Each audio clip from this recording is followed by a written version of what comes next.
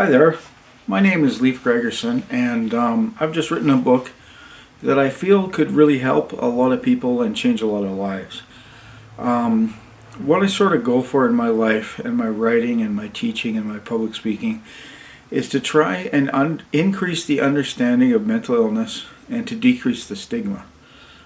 Stigma is when you put a meaning onto someone that doesn't necessarily fit, usually a negative meaning. And people with mental illnesses are constantly bombarded by negativity, it seems, at every place they go. When they're homeless, if they end up extremely sleep deprived because people are constantly shuffling them along because they figure they should be someone else's problem. Something I've often found interesting is that the main hospital in Edmonton for psychiatric treatment, Alberta Hospital, is put so far away from the city, almost as if they want to hide the problem, even though it's a city unto itself. I mean, they have a water tower, they have a fire department, they have all these things. I really think it's so important to try and treat people with mental illnesses in the community if possible. Quite a number of years ago, close to 20, I was a patient at Alberta Hospital, and I was a patient for quite a long time. It was about 6 months. And just being inside, locked in all that time and under rules and stipulations and all these things, made it so difficult for me when I got out, because the world that I had to deal with when I got out wasn't like what was in there. I was lucky enough to find a really good group home. I went into this group home and I experienced a lot of personal growth. And I started doing things like I had my blog, which you can find at edmontonwriter.com. I started out just kind of doing my stories and poems and things like that on it. And then later on into it, I decided to totally dedicate it to mental health coping and awareness skills, and to try and contribute to it at least twice a week. And basically to share my knowledge and experience about going through what I have to make it better for people who are now going through those things. And also in a way to comfort and to instruct people who work in the field. And of course there's also the loved ones of people who have a mental illness that suffer sometimes just as much as a person with the illness themselves. So I wanted to talk about my book here. It's called Alert and Oriented ×3. Got kind of a cool little picture of a crow or a raven or whatever it is there. And this book is about a psychosis I had. What had happened. Now, I have a very good doctor. I have no complaints about him. I haven't switched doctors because of this. He comes highly recommended, and he's a very excellent physician and a very caring man. What had happened in late 2018, or mid to late 2018, the doctor came to me with some good news that there was a new medication found to be more effective, that may have less side effects, that I had to take less often and would be much better. I was reluctant at first to take this medication, and you can find information about me actually saying that in the book. I didn't like the chance of tinkering things around. You see, at this time, I had been about 18 years free of symptoms, free of hospital admissions, and I was doing quite well on my own, living actually here in this beautiful apartment.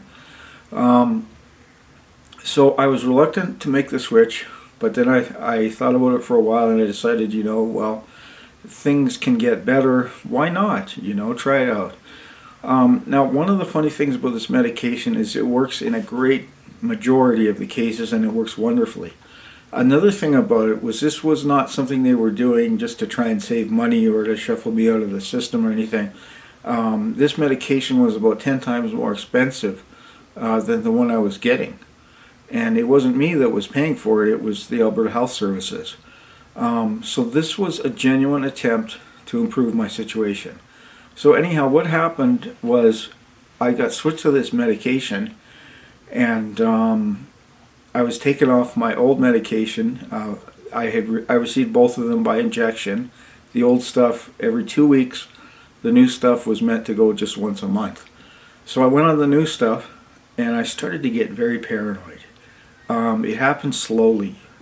I started wondering if people could hear me through the walls. I was very scared that my neighbors were plotting to kill me, and that all these horrible things were happening, that there was people outside in the hall with a gun.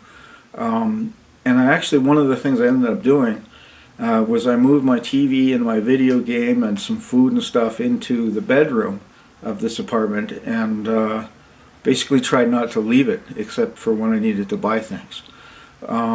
It was very disturbing going places because I would hear voices. So many things were going on in my head that I just had no control over. And it was very disturbing. It was very frightening.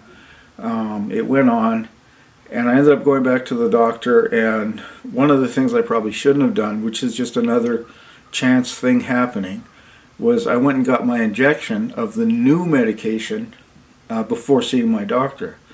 I went to see my doctor and said, okay, well, that's not working. Let's take you off of that. And so I was put back on the old injection, but I still had to wait 30 days for it to leave my system. And in that 30 days, a lot of very critical things happened. And I had almost a complete breakdown of my ability to take care of myself. I got very ill. I ended up just thinking that everybody was trying to kill me, and I ended up going to my dad's place because I felt safer there. But while I was at my dad's place, I had these terrible hallucinations and delusions, and that people had followed me from there and were going to kill my dad and going to kill me and do these things. And my dad ended up saying, if you don't be quiet and lay down, I'm going to call the police. And a weight lifted off my shoulders, like, yes, please call the police. I can't call the police. People will listen in on my call and think I'm some kind of a narc, and I'll be thrown in prison and I'll be killed. And all these things were going around in my head. And so my dad called the police came, and all at once I felt safe. And they brought me to the hospital, and I was doing a lot of irrational things, and I had a lot of funny thoughts and everything going on in my head.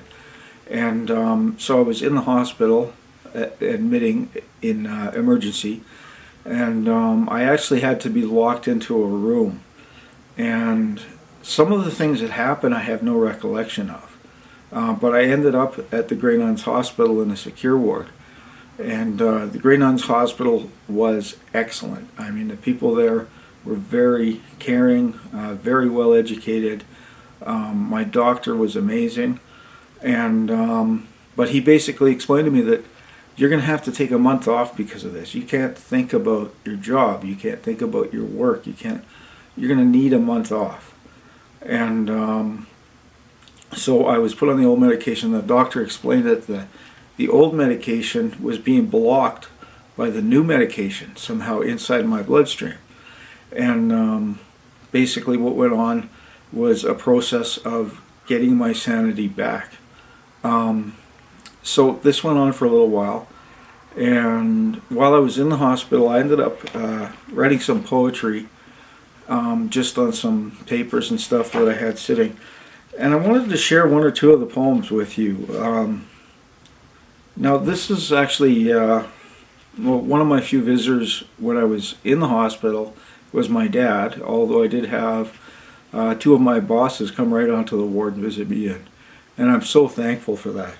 But this is an example of one of the poems you'll find in the book. I'll read it to you.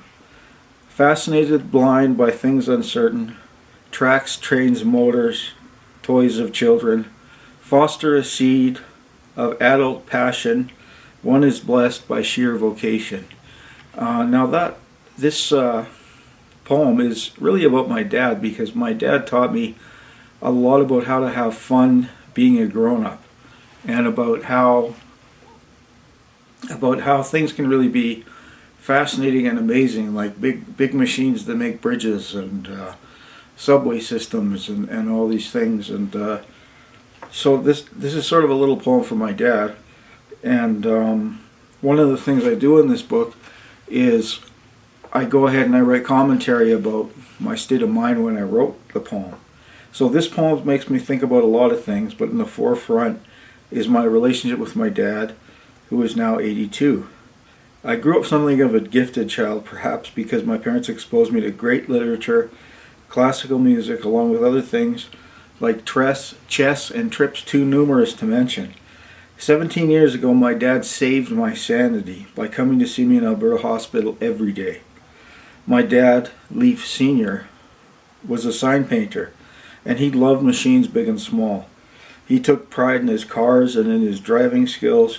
He once had a complete machine and woodworking shop, commercial darkroom, screen printing setup, engraver, and many other adult toys to go with a massive V8 tradesman van in his business. I was destined to love these types of things too, and likely ruin my grades in high school working for pay rather than doing my homework so I could afford cars, motorcycles, gas, repairs, and of course a little junk food here and there. A hospital admission at 18 assured me I would never achieve a university degree, which had been my dream. Maybe that was the worst part of it, not having any more ambition, any more belief in my abilities when I left the hospital. There was a war brewing in the Persian Gulf at the time, and I'll never forget the moment I told my dad I wanted to join and stay in the Army my whole life. He nearly flipped. I broke his heart. I still wonder if it was a curse or a blessing that they didn't take me. So that's a little bit of flashback. I think, I had a review done of this book, and it went on to Amazon.com, and it was a very negative review, and this guy seemed to say, suck it up, princess. Everybody has to go in the hospital sometimes. You lose your freedom even with physical ailments. But the thing is, for me, going in the hospital was not just losing my freedom, it was losing my dreams and my passions. And that's why when I wrote these poems, there's about 30 of them in the book, and I've got commentary for each of them. But when I wrote these poems, they were what kept me going. They were what kept me living. And if I didn't have that, I don't know what kind of a state I would have been in, or how long I would have been there, or even if I might have been transferred to a more secure hospital.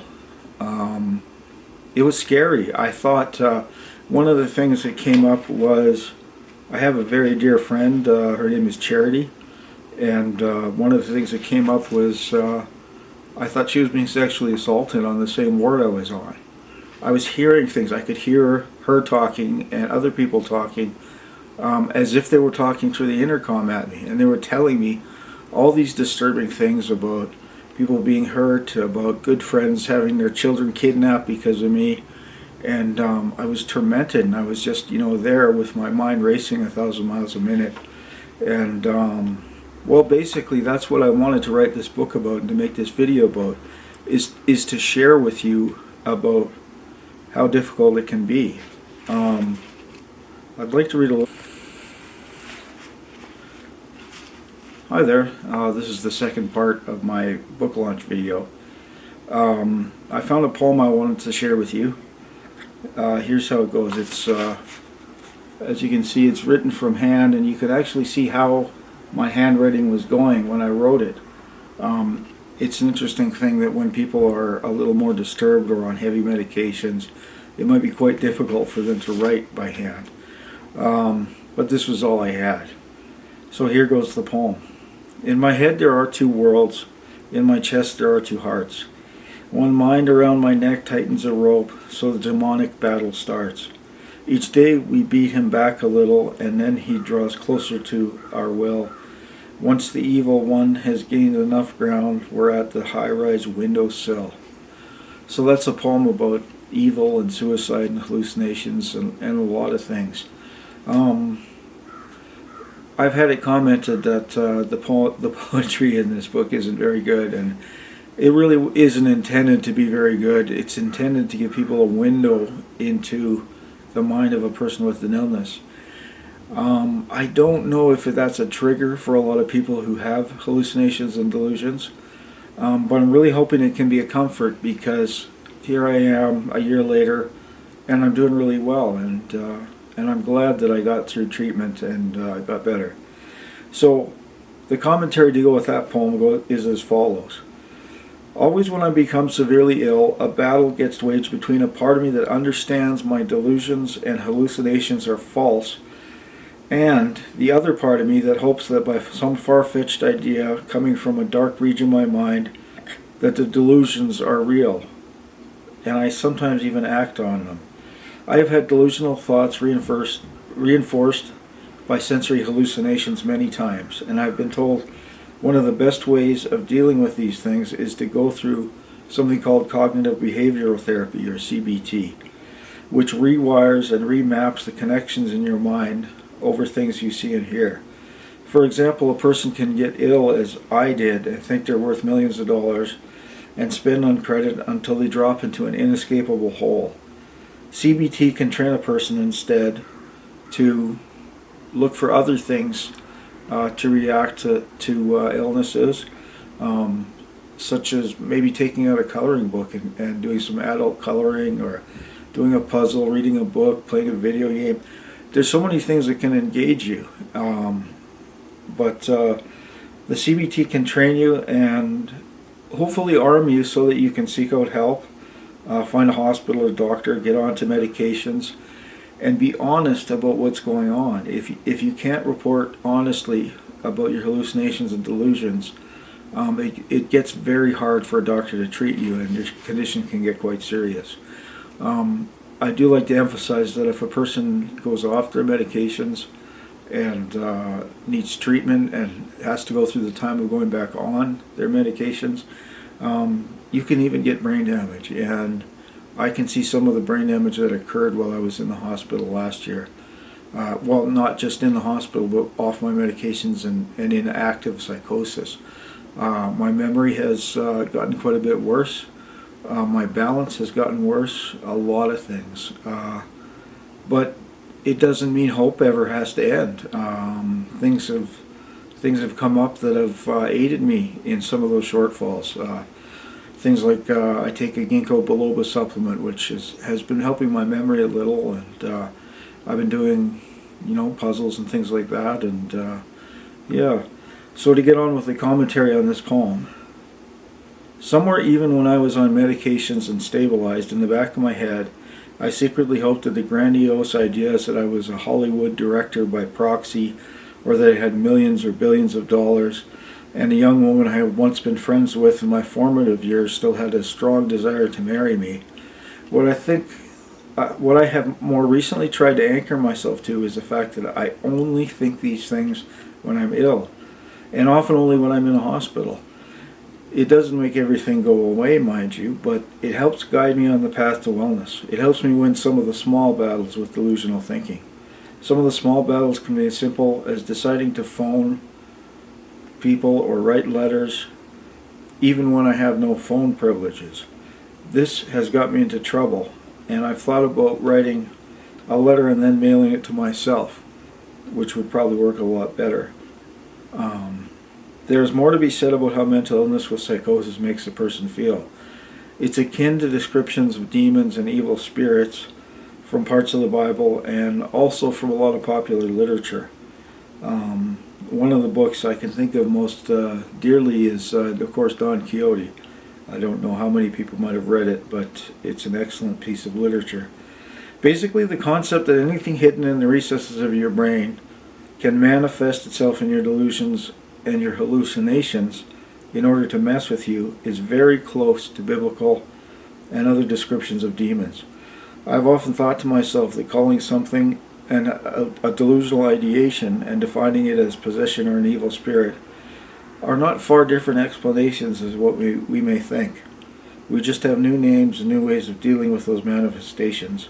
Fortunately, most of them not as harsh as trial by fire or the use of a dunking stool. Now, just to finish up, I wrote this personal essay. It's near the end of the book, and I hope you can bear with me as I read it. It's called Personal Essay Regarding Psychosis. One of the hardest things to accept, no matter how odd or preposterous your visions or voices may seem, is that when you're experiencing hallucinations and delusions during a period of active psychosis, They're just as real and twice as scary as anything else in the world, and almost completely false every time you have them. When I was in the hospital this past spring, my delusions, which were ideas that would just pop in my head, were very prevalent. I was also experiencing hallucinations, which of course is when you see or hear or touch or taste or smell things that don't really exist. One of the most vivid of them was the voice of a former friend who had numerous times taken advantage of me as a person with a mental illness.